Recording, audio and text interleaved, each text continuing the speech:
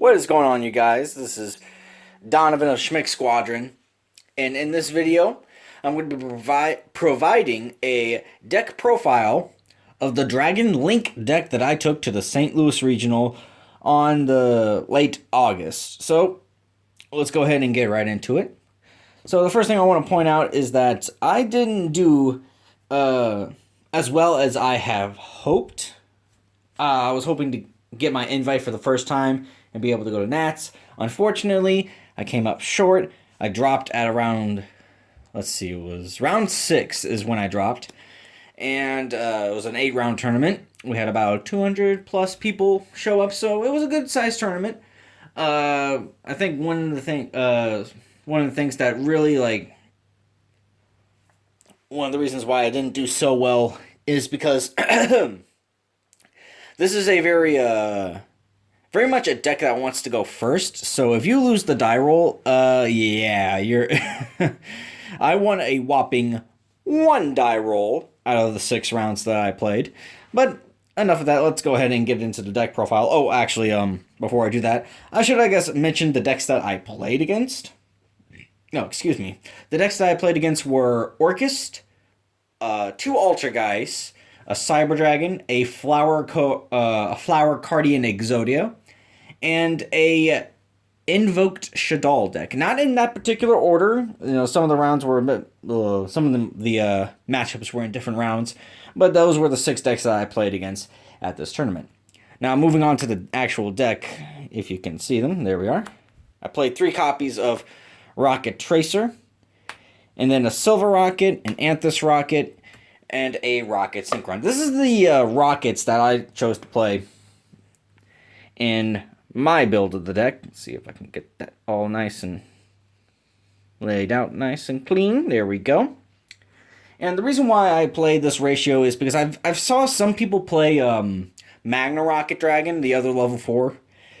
And I also saw people playing Auto Rocket Dragon, the level 3.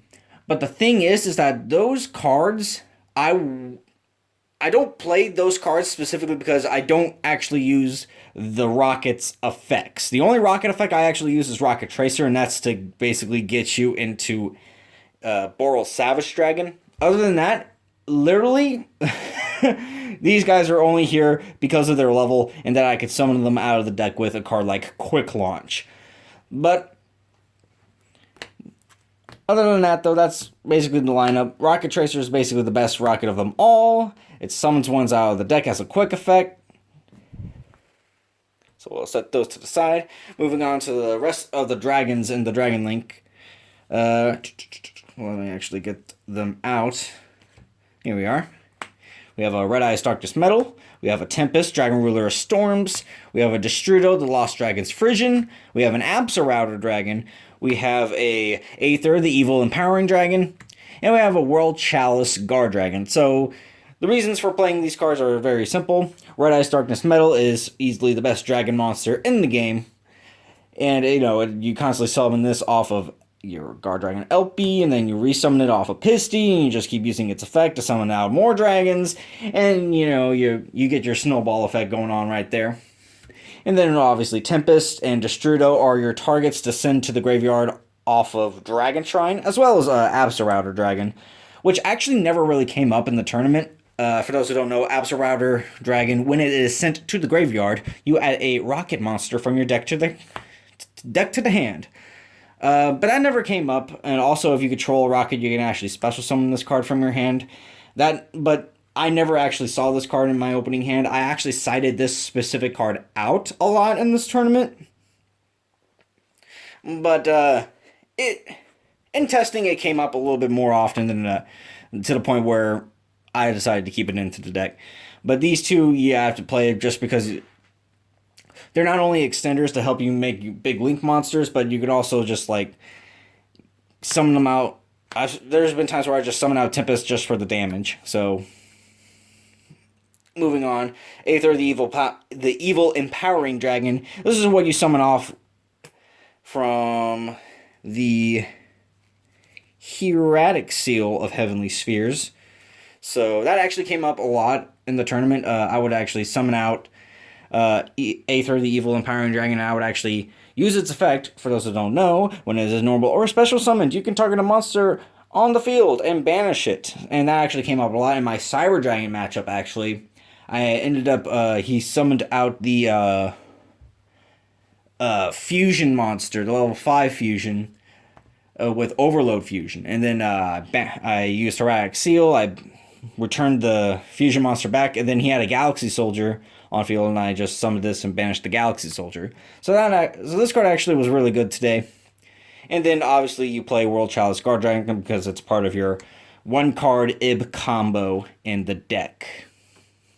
And it is obvious, honestly, this is the worst card to draw in the entire deck. And that did actually happen once today, which is why I lost one of my Altergeist matchups. It's very sad. Now, moving on to the 1-card combo starters. We got 3 Draconet. If you play this, you got to play the Starfoils. I just got to point that out. A Galaxy Serpent. And 3 copies of Soul Eating Oviraptor with a Carbonedon and a Flameville Guard. Now, I've seen people not play the Draconet package. And the reason why I did choose to play the Draconet package is because I wanted as many ways into getting to IB, the World Chalice Justiciar, as much as possible. And, you know, both of these cards, you just normal summon them, and bam, you're good. You're off to the races. For those who don't know, you normal summon this card, you summon this card out from your deck. You normal summon this card, you send this card to the graveyard, and then you banish this card to summon this card out from the deck. And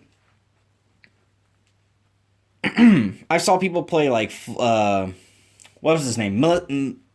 Miscellaneousaurus with, like, Direct Aeolo as another way to get to your IB combo, but I don't know. This actually came up a lot more often than in testing than the Aeolo and the Miscellaneousaurus.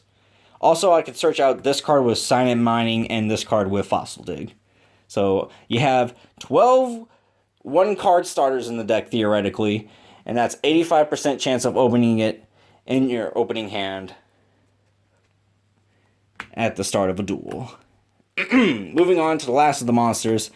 Shout out to Alfie Danklifson for giving me this idea. I ended up playing 2 copies of Danger Tsuchinoko and Danger Jackalope. These are just, like, I guess you could say, extenders, if you will. If you can use these to discard off of Dragon Ravine, and then you can get their effects to summon them out. Also, if you get hand trapped, this actually happened a lot today. Sometimes I had this with one of these guys in my opening hand, and I would just be able to normal summon the Galaxy Serpent, and then just summon out of danger, and then I was able to IB combo. I was originally actually playing hand traps over these. I might go back to doing that because, like I said, I lost a die roll practically every round today, and hand traps really could have probably helped me at stopping my opponent, but that's here or there. Moving on to the spells. That is 25 monsters. Onto the spells. There's 15 of them. 3 quick launch. This is your emergency teleport for rockets. It's not once per turn. It is absolutely the best, arguably the best card in the deck. And then we have the 3 Signet Mining, the 3 Fossil Dig to search out your 1-card starters. Should be self-explanatory. 85% chance of opening your 1-card combo. That's why we play it. And then we play, oh, sorry about that, hit the camera stand. And then we play 3 copies of Called by the Grave because hand traps fuck this deck over so much. And fun thing actually happened today. I believe it was my first Altergeist matchup. He actually had Ash Blossom and Artifact Lancia in his hand, but I had to Call by the Grave in my hand. So I was able to stop him from, stopping me. And then he ended up winning the match. Don't ask me how. He just did. And then on to the one of spells, we have World Legacy Guard Dragon, Dragon Ravine, and Foolish Burial. Now, World Legacy Guard Dragon, I only played one because you're searching it off of IB, the World Chalice Justiciar. And then you only play 1 Dragon Ravine because you can just search it out with your Romulus. Therefore, it kind of defeats the purpose of playing multiple copies of each of those cards.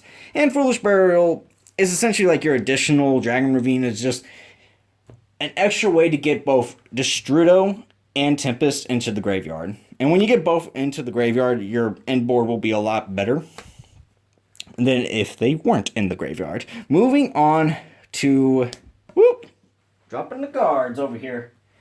Moving on to the extra deck. Self-explanatory right here. We have the Guard Dragon package. It's a dragon-based deck. Obviously, you're going to play Guard Dragons in it. It's also a combo deck, which is another reason why you're seeing these Guard Dragons pop up around a lot more. A lot of the combo decks are playing the Guard Dragon package, and I don't blame them because the Guard Dragons are just really good. And then we have the Link 2s, Romulus, Lambda. We have a Heretic Seal and a Nightmare Phoenix. Now, Nightmare Phoenix was originally going to be a Borreload Dragon. I ended up switching it out actually last minute just for, a utility card just in case I need to deal with some back row. And this actually kind of came up every once in a while. Heretic Seal is obviously, if you're playing a dragon-based deck, you're going to be playing Heretic Seal of Heavenly Spheres. Romulus, you're using this to link away your Guard Dragon cards that you have left on the field. That way you can use Saryuja to summon a monster out from your hand. And also, this card searches out Dragon Ravine. You use that to send Tempest or Destrudo to the graveyard to help set up your end board.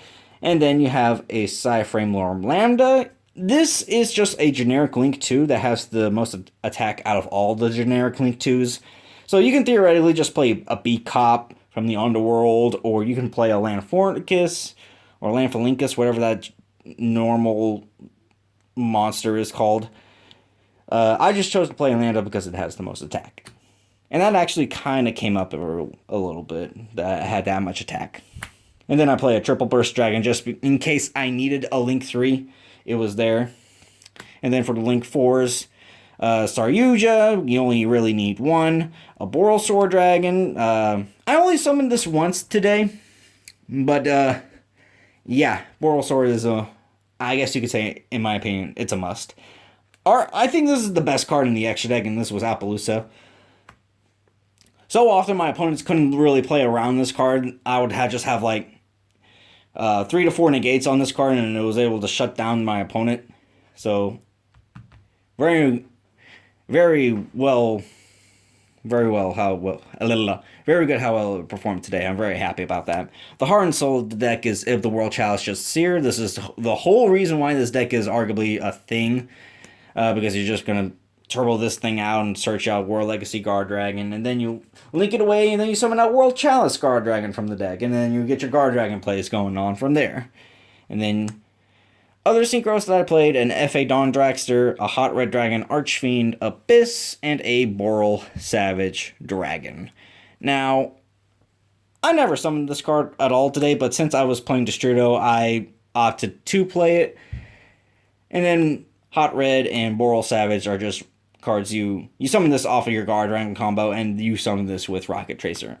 I guess the reason why I wanted to explain why I chose to play Hot Red Dragon Archfiend Abyss over Crystal Wing Dragon, since I am playing Appaloosa Bow of the Goddess, it kind of seemed like no point in playing another monster that negated monster effects, and this can negate just monsters and spells and traps as well.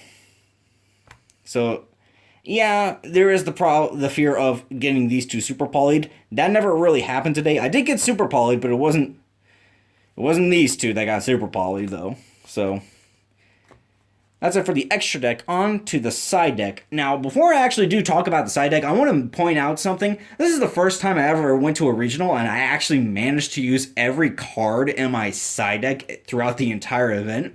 That almost never happens. But anyway, moving on, we have 3 Droll and Lockbird. I'm sorry, this one is a rare, and these are supers. Mixed matching rarities, I know, I don't like it. I did trade for a super at the event, so I won't have to worry about that anymore. And then we have Artifact Lancia. And then we have Ghost Ogre and Snow Rabbit. 3 Ash Blossom and Joy Spring. And a tree, the twin Twisteers. Now, This card right here came up in the Flower Guardian Exodia deck because that deck does nothing but draw cards.